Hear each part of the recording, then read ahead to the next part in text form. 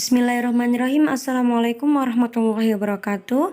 Perkenalkan, kami dari kelompok 6 5B S1 Farmasi akan menjelaskan tentang fitoterapi infeksi saluran kemih.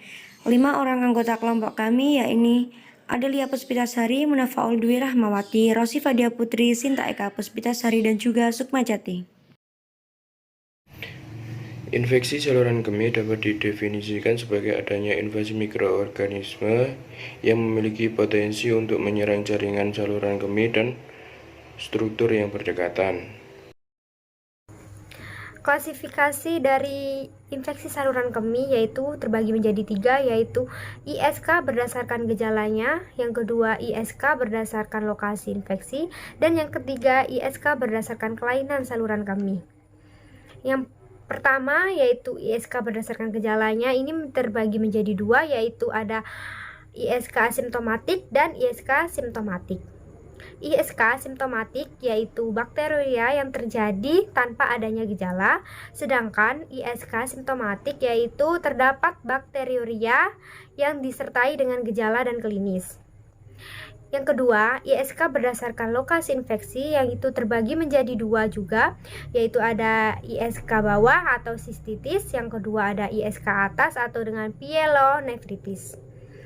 ISK bawah atau sistitis yaitu inflamasi pada kandung kemih yang disebabkan oleh bakteri E. coli, Proteus, dan Staphylococcus aureus yang kemudian masuk ke dalam kandung kemih melalui uretra. Kemudian ada ISK atas atau pyelonefritis yaitu inflamasi pada pyelum dan parenkrim ginjal yang disebabkan oleh bakteri E. coli, Klebsiella, Proteus, dan Eurococcus facialis. Kemudian yang ketiga ada ISK berdasarkan kelainan saluran kemih, yaitu terbagi menjadi 2 juga. Ada ISK uncompleted atau sederhana dan ISK completed atau rumit. ISK uncompleted atau sederhana yaitu infeksi saluran kemih tanpa disertai anatomi ataupun kelainan struktur saluran pada saluran kemih. Kemudian yang kedua ada ISK completed atau rumit, yaitu suatu infeksi saluran kemih yang disertai dengan kelainan anatomik atau struktur saluran kemih dan adanya penyakit sistemik berupa RVU, batu saluran kemih, dan lain-lainnya. Patofisiologi infeksi saluran kemih terdapat 2 jalur. Yang pertama hematogen yang merupakan mikroorganisme aktobakteri yang berasal dari pembuluh darah masuk ke ginjal dan menginfeksi jalur saluran kemih. Yang kedua ascending merupakan bakteri yang berkembang biak dalam urin melewati uretra menuju ke ginjal. Faktor lainnya sering terjadi pada wanita karena sistem uretra yang pendek, tidak berkemih sebelum atau sesudah hubungan seksual, dan penggunaan alat kontrasepsi yang berada di serviks. Algoritma terapi infeksi saluran kemih.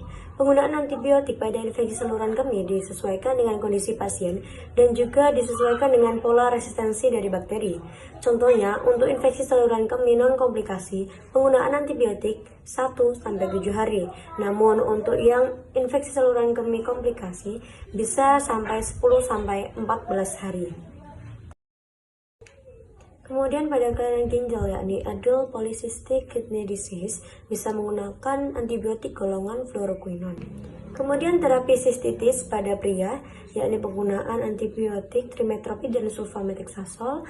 Kemudian juga bisa menggunakan fluoroquinon. Selanjutnya, algoritma terapi infeksi saluran kemih pada anak yakni untuk klasifikasi yang berat bisa menggunakan antibiotik golongan cephalosporin generasi ketiga, contohnya cefixime.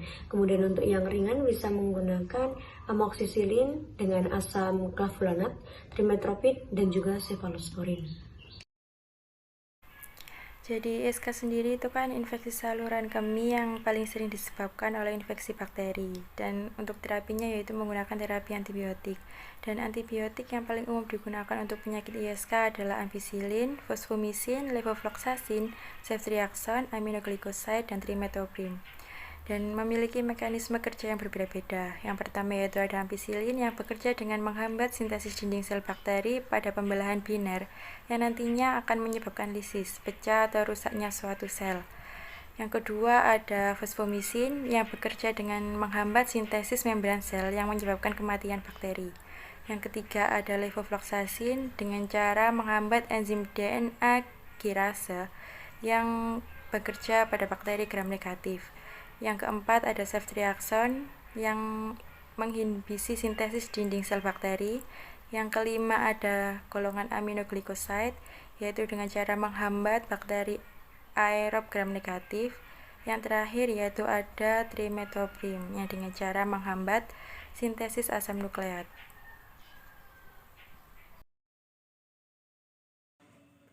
Oke, selanjutnya masuk ke fitoterapi dari pengobatan infeksi saluran kemih.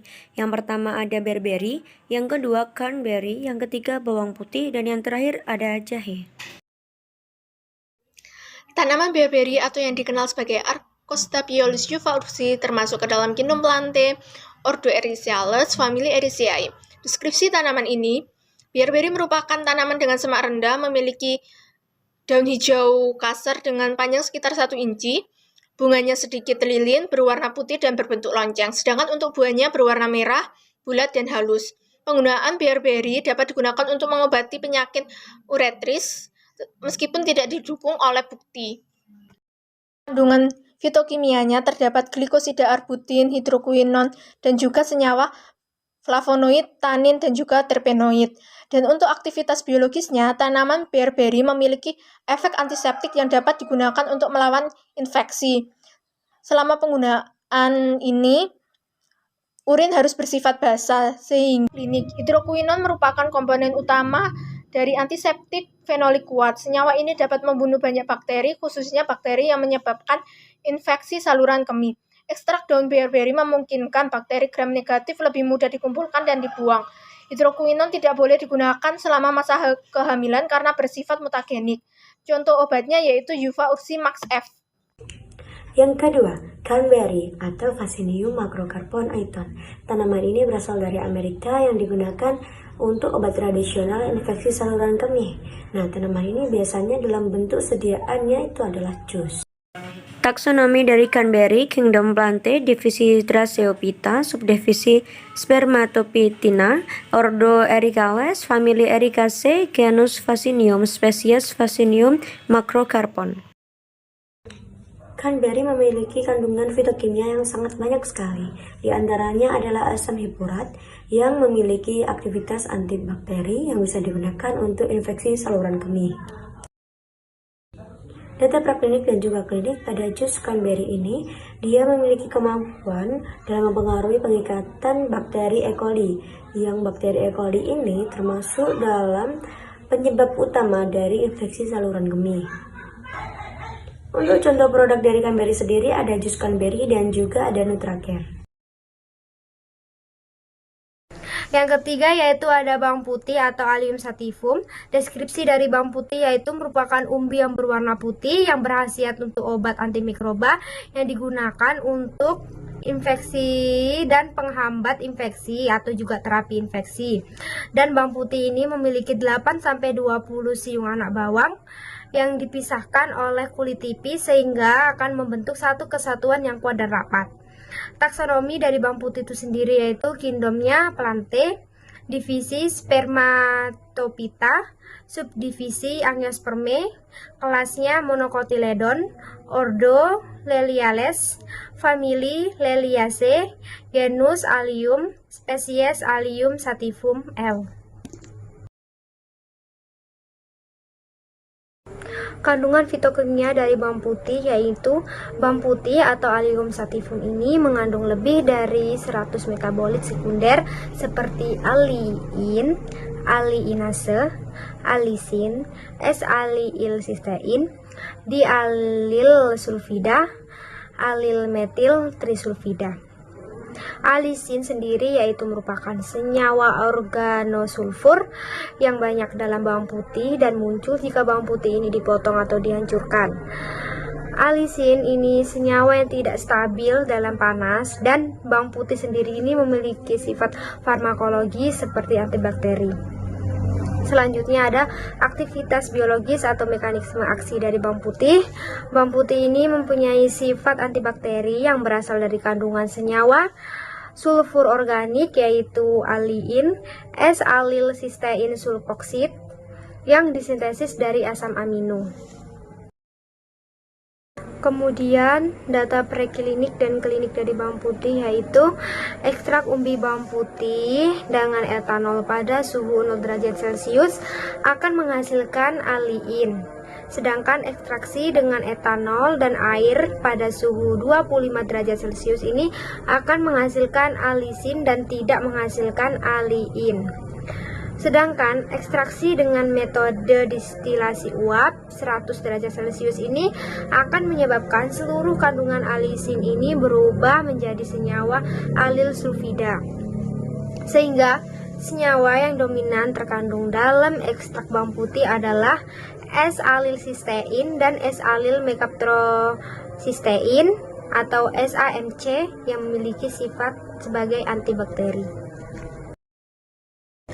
Studi klinik dari bawang putih yaitu ekstraksi bawang putih ini menunjukkan aktivitas antibakteri terhadap E. coli sensitif dan multiresisten antibiotik. Namun pada ekstrak black garlic tidak. Hal ini diduga karena terjadi kerusakan senyawa antibakteri yaitu alisin yang dijelaskan bahwa alisin merupakan senyawa yang sangat tidak stabil pada suhu atau pelarutnya sehingga menyebabkan ekstraksi black garlic ini tidak menunjukkan aktivitas antibakteri pada E. coli. Tanaman yang terakhir yaitu ada tanaman jahe atau Zingiber officinale. Tanaman jahe ini tuh kita sering menjumpai di sekitar kita. Ternyata tanaman jahe itu banyak sekali manfaatnya. Salah satunya yaitu sebagai pengobatan infeksi saluran kemih. Tanaman jahe ini tuh berasal dari kingdom Plantae, subkingdom Tracheobionta, divisi Spermatophyta, kelas Monocotyledon, ordo Zingiberalis, famili Zingiberaceae, genus Zingiber, dan spesies Zingiber officinale. Pada tanaman jahe yang paling sering digunakan itu rimpangnya. Jadi rimpangnya bisa digunakan untuk rempah-rempah dan juga bisa digunakan untuk pengobatan tradisional, yaitu sebagai obat herbal untuk pengobatan infeksi saluran kemih. Dan jahe kan identik dengan rasanya yang pedas. Jadi rasa pedas pada jahe itu disebabkan oleh adanya senyawa keton yang bernama zingeron. Dan untuk kandungan fitokimianya yaitu ada senyawa aktif berupa gingerol, sogaol, zingiberon, dan paradol, dan memiliki manfaat sebagai antibakteri, antiinflamasi, antioksidan, antiplatelet, dan antiemetik. Dan selain itu juga terdapat senyawa sekunder berupa flavonoid, terpenoid, minyak atsiri, alkaloid, saponin, dan tanin.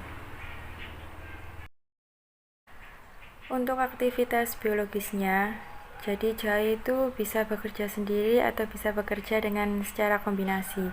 Nantinya dapat menghasilkan spektrum aktivitas antimikroba yang luas.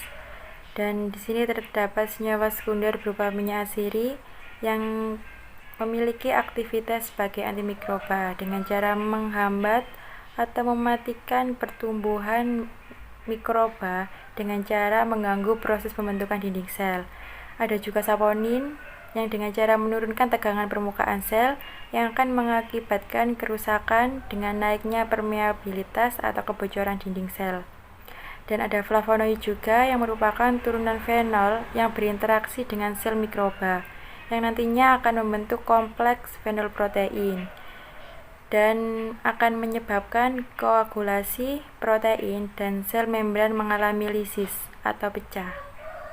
Pada data praklinik dan data klinik ini tuh diambil dari jurnal penelitian dari Hajera tahun 2013 dan dilakukan penelitian secara in vitro. Di sini tuh dikatakan bahwa senyawa fenol yang terdapat dalam tanaman jahe memiliki aktivitas antibakteri baik pada bakteri gram positif maupun pada bakteri gram negatif. Dan terdapat senyawa terpen berupa farnesol yang memiliki aktivitas antibakteri dengan kemampuannya merusak permukaan sel bakteri yang nantinya akan menyebabkan gangguan keseimbangan transport ion dan permeabilitas membran sel bakteri. Dan ada juga senyawa flavonoid, yaitu senyawa turunan dari fenol itu sendiri, yang memiliki aktivitas antibakteri dengan cara mengganggu sintesis DNA, RNA, dan menghambat sintesis DNA kirase. Pada jurnal ini tuh dikatakan bakteri-bakteri yang terdapat dalam penyakit ISK itu ada beberapa yang mengalami resisten terhadap antibiotik tertentu. Tetapi pada penelitian ini disebutkan yaitu bakteri E. coli, dan sudah diuji secara in vitro bahwa ekstrak jahe masih memiliki kemampuan tinggi untuk menekan pertumbuhan bakteri E. coli tersebut. Dan ini merupakan produk-produk dari tanaman jahe atau Zingiber officinale. Ini adalah dasar pusaka yang kami gunakan. Kami mohon maaf apabila ada tutur kata yang kurang berkenan. Sekian dari kami. Wassalamualaikum warahmatullahi wabarakatuh.